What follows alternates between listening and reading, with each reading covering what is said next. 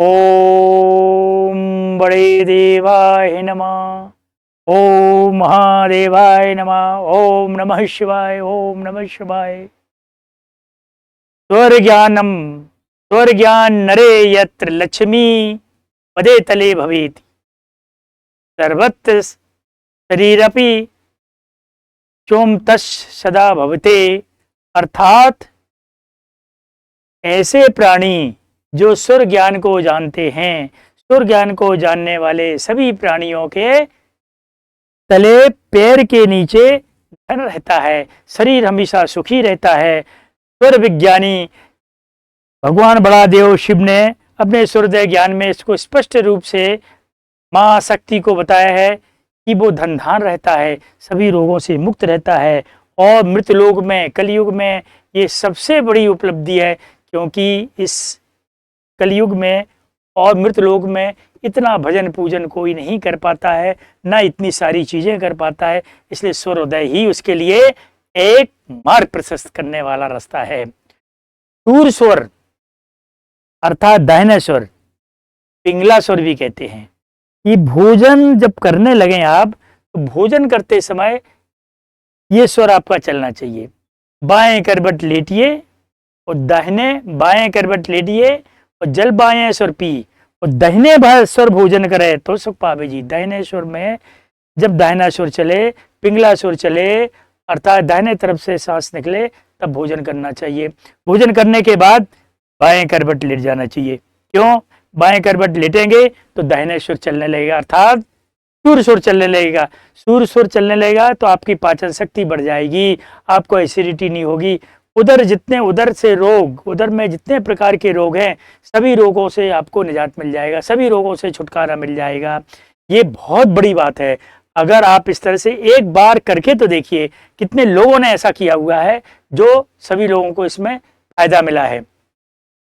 सूर्य स्वर, पिंगला स्वर मैं बता चुका हूं। जब सुबह नींद आपकी खुले, और सुबह के लिए फिर ध्यान से सुनिए, सुबह जब आप बिस्तर से उठते हैं तो जो भी स्वर आपका चलता हो, दाहिना हो या बायां, आप ऐसे करिए, जिस स्वर से ज्यादा हवा निकलती है वही स्वर चलता है। वो स्वर से जो स्वर चलता है, दाहिना स्वर चलता है, तो दाहिने हाथ से अपने मुंह को ऐसा ऐसा करके करिए। इससे उन्हें एक नई और एनर्जी मिलती है।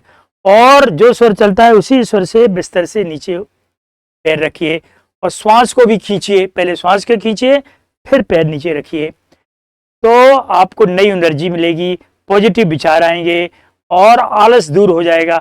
आपको इतनी स्फूर्ति लगेगी, नाना प्रकार के जो आपके सोच है या आपको जो विचार आपके चले गए थे वो आ जाएंगे। आप में एक अद्भुत ऊर्जा का संचार होगा। करके देखिए एक बार। ऐसा करने से शरीर में सभी प्रकार के आलस और सभी प्रकार की जो परेशानियां वो दूर हो जाती, स्फूर्ति आ जाती है। इस प्रकार से समस्त रोग दूर हो जाते हैं। डर, भय, यदि आपको किसी तरह से रात में सोए हुए हैं तो वो भी आपके ठीक हो जाए। नव चेतना का उदय होता है। ये इस प्रकार से मैंने आपको बताया। अब आपको बता रहा हूँ भोजन करके, अगर भोजन के बाद ही आज बता रहा हूँ, भोजन करके तुरंत बाद भी अगर आप यूरिन जाते हैं, मूत्र त्याग करते हैं, सर्वोत्तम है। क्योंकि विज्ञान भी इसको कहता है कि आप उसके बाद, भोजन करने के बाद मूत्र त्याग करने के लिए जाइए, तो आपके किडनी, प्रोस्टेट, इनसे संबंधित जो बीमारियां हैं वो ठीक होती हैं। देखिए, आपको कुछ लगना नहीं है, आपको सिर्फ करना है ये सारी चीजें। अब इसके बाद मैं एक कुंभक क्रिया बता रहा हूँ आपको। कई मैंने अपने वीडियो में और बताया है। कुंभक क्रिया एक होती है सांस को अंदर रोकना, सांस को बाहर रोकना। तो अंदर रोकना अंतर कुंभक, बाहर रोकना बाह्य कुंभक। सांस को अंदर खींच करके थोड़ी देर रोक करके, सांस अंदर खींची, थोड़ी देर रोक करके, जितनी आपकी शक्ति हो रोका और फिर बाहर निकाल दिया।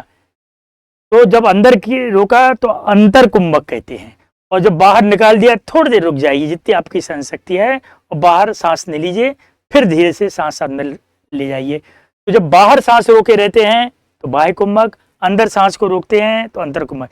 ये प्राणायाम होते हैं। ऐसे प्राणायाम करने से आपके सभी प्रकार के हृदय रोग, डायबिटीज, कई प्रकार के श्वास रोग तो इसके लिए रामबाण है, और हृदय रोग, और जिसकी पंपिंग क्षमता कम है हृदय में, ये सारी चीजें उसके लिए बड़ी लाभदायक है। ऐसा करने से मनुष्य निरोग हो जाता है। तो आप करके देखिए, आप करके देखिए, निश्चित आपको लाभ मिलेगा। वैज्ञानिकों ने यह सिद्ध कर दिया है कि मनुष्य के अंदर इतनी शक्तियां हैं, इतनी इंद्रियां हैं, इन इंद्रियों को यदि कोई एक सहायता मिल जाए, ऐसी कोई चीज सिद्ध करके सिद्ध हो जाए इंद्रियां, यदि उनको कोई सहायता मिल जाए तो निश्चित रूप से हमारी जो साधना, हमारी जो इंद्रियां हैं, इनमें चार चांद लग जाएंगे। कहने का मतलब कि साधना प्राणायाम से सहायता मिल जाने से ये एक्टिव हो जाती हैं। सत्य मानिए, जिसके स्वर विज्ञान से इंद्रियां प्रभावित हैं वो देख करके बता सकता है, वर्तमान भूत भविष्य तीनों कालों के बारे में वो जान सकता है। हमारे ऋषि मुनि यही स्वर विज्ञान तो करते थे। आज किसी साधु महात्मा के पास आप जानते हैं, और यदि आपको कुछ ना कुछ वो अलग हटके बताता है तो निश्चित रूप से उसने स्वर विज्ञान को सिद्ध करके रखा है, और कुछ नहीं। स्वर विज्ञान, आप स्वर विज्ञान को जानिए, आप स्वर विज्ञान से हर चीज प्राप्त कर सकते हैं। ये वैज्ञानिक तथ्य है, ये कोई वैसी बात नहीं, वैज्ञानिक तथ्य भी है।